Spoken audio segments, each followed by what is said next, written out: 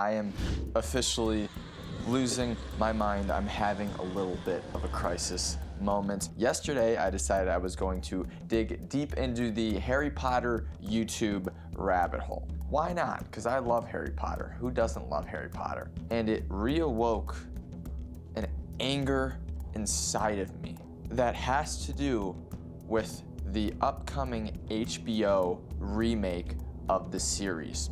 And that sent me spiraling, cascading down a well of dark thoughts in regards to remakes and sequels in general in Hollywood. And I've had enough.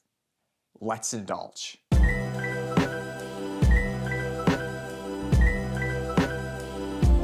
Harry Potter swept the world, an international triumph, if you will. This was a cultural moment. This is a cultural movement and a huge part of cinema, of literature, of everything. So news over the last couple years has come out that HBO is going to be remaking the series. So what does this mean? No, this probably means that Harry Potter was written, was created, made into movies 50, 60, 70 years ago. Let's get a modern remake on it. Great, right? No. The last movie came out 15 years ago. 15 years ago. That's not long enough for a whole lot, is it now? No. 15 years ago, Daniel Radcliffe, Emma Watson, Rupert Grint, and the whole crew were the faces of a franchise and quite possibly the biggest stars in the entire world. So not only 12, 13 years later, they just decided to give it all up. For what? I'll tell you what. For money. They wanted to remake this thing for one thing and one thing only. And there is really one defense in my mind that is, makes some sense, and that is, okay, the movies had to cut a lot out of what was in the books. So if we spent every season on a book, then you can really expand the world and expand each story. Great. That is the one good thing it's got going for it. But it's less so about that and more so about the optics of it, especially after the failure that was the Fantastic Beasts franchise. That was not a failure because of anything other than cowardice. And what I mean by that is it decided to go in this direction that was actually pretty interesting in the first movie, following along with Newt Scamander and a whole different aspect of the world. And when the studio realized that it wasn't going to live up to what Harry Potter did, it pivoted hard back to what worked. It pivoted to nostalgia, it pivoted to household names, and that's what the back half of the series turned into. It just turned into a slop and amalgamation of all the stories trying to make sense of the old and the new, and that's the exact same problem that happened in the 2010s with movies like Jurassic Park or movies like Star Wars. They just gave up on any kind of new vision, any kind of renaissance for what the series could be moving into the future, and reverted back to the proven formula. And that's exactly what's happening with this new iteration of Harry Potter. We have never seen anything like this before. We have never seen a series that is still so culturally relevant and very much so a part of the cultural zeitgeist be remade in such quick succession. You could point to little examples like maybe a Moana. The animated movies are coinciding with the live action movies being made at the same time. They are going to be releasing in 2026 a live action Moana. But we have never seen anything like this with Harry Potter. Such iconic characters, such iconic roles. This would essentially be like if the Lord of the Rings, Rings of Power series on Amazon was a complete remake or retelling of the Lord of the Rings movies that came out in the early 2000s. That's essentially what this would be. It would be like if we recast Captain Jack Sparrow and did the Pirates of the Caribbean series over. And here's the thing, of course, you can't do that because Captain Jack Sparrow is Johnny Depp. Johnny Depp is that character, and that's a huge part of why that franchise worked. Now, Harry Potter's a little bit different in the sense that it comes from a source material, so there's probably a lot of fans that are more connected to the actual books than the movies. But the movies are such a relevant part of culture that at this point the two are pretty indistinguishable. So yes, just 15 years on, we are seeing the remake of an iconic story. And you know, that's one thing. I'll get over it. I'll probably watch the new one. It's gonna be really, really tough because, I mean, come on. Like I was saying with Captain Jack Sparrow, Alan Rickman is Severus Snape. Michael Gambon is Dumbledore. Maggie Smith is McGonagall. Robbie Coltrane. And then, of course, the Golden Trio. These people are what make Harry Potter. And even the casting is just so good in that original series. How do you redo that? Money. All right, whatever. That's besides the point.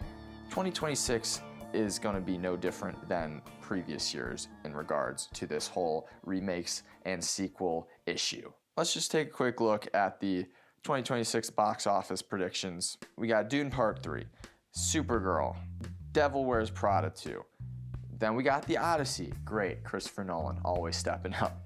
Toy Story 5, Moana, the live action remake, Super Mario Galaxy movie, a sequel to the Super Mario movie. And then we got Spider-Man, Brand New Day. Oh, so Marvel's coming crawling back. And then, of course, we have Avengers Doomsday, which is the perfect way to emphasize this issue.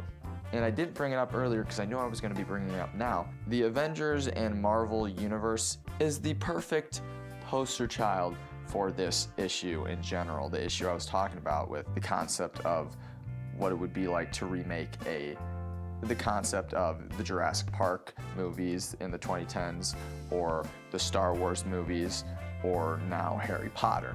These studios get lazy and they fall back on what works instead of trying to find new things that will work.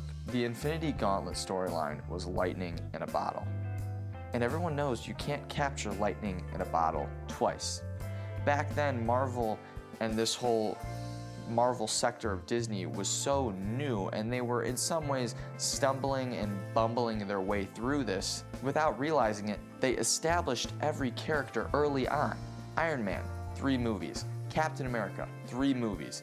Thor, 3 movies. Guardians of the Galaxy, 2 movies. Spider-Man, 2 movies. And then, of course, as we got closer and closer and closer to Infinity War and Endgame, these characters started to mishmash into each other's movies. So we had 10 plus years of characters being built up, fans falling in love with these characters. And there was a certain point in that time when they were like, okay, we can actually probably follow the comics.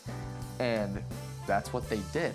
And boy, did it work. We fell in love with all these characters, and some of them would go on to have even more movies after Infinity War and Endgame. But the point was, these characters were established before then. Even a character like Doctor Strange, who only had 1 solo movie, still featured in other stuff.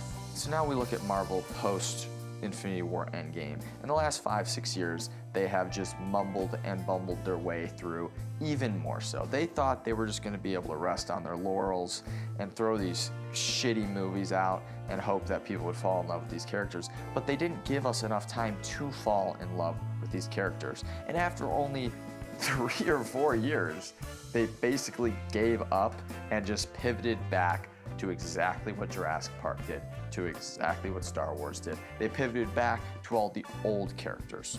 So yes, Doomsday is going to do great. It's going to be a romp of nostalgic fun. I loved that original 10 to 12 year stretch of Marvel movies. I did. But now Marvel and Disney are everything wrong with movie making. And we know what the basic retort is on this. Oh, go see the original movies then. If they're not making money, that means people don't want to see them or whatever, or if you're going to talk so much about this, go see the original movies. Well, here's the thing. The original movies aren't really getting made, and yes, people aren't really going to see them, and that's just a broader cultural thing that we could talk about in other videos, but there are some formulas that still work.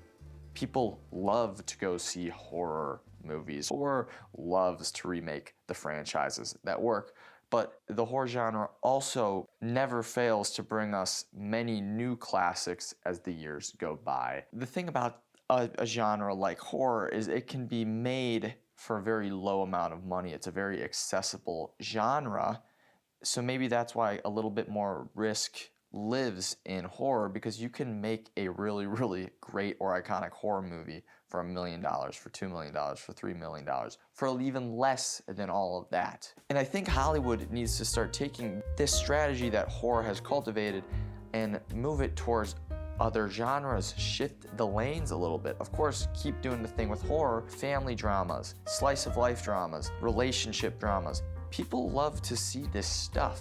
People connect with these movies and they don't take a whole lot of money to get made. Even in the case of a movie like Marty Supreme, of course, Timothée Chalamet put that marketing campaign on his back. There is absolutely a lane for adult-centric genres to exist. Look at The Housemaid. Of course, that's based on a book IP. There's a treasure trove of fictional novels and books that could be adapted that is just ripe for the taking. If Hollywood committed to bringing back these mid-budgets, I think things could really shift, because right now they're going all in on the let's spend $400 million on this movie and hope that it makes $1.5 billion. How about we spend $5 million on this movie, and then if we make $17 million, that's a win. You're not making the big bucks from the studio standpoint, but also if you just make a bunch of these throughout the year, the risk is much lower. The upside for wins is much greater. What do I know? I'm just sick of this whole phenomenon. This is not a new topic, and this Harry Potter video that I saw on YouTube the other day just triggered me. Thank you for checking out this video. If you haven't already, go ahead and like, comment, subscribe, whatever it is that you do on this platform that is YouTube. I will see you guys next time. Take care.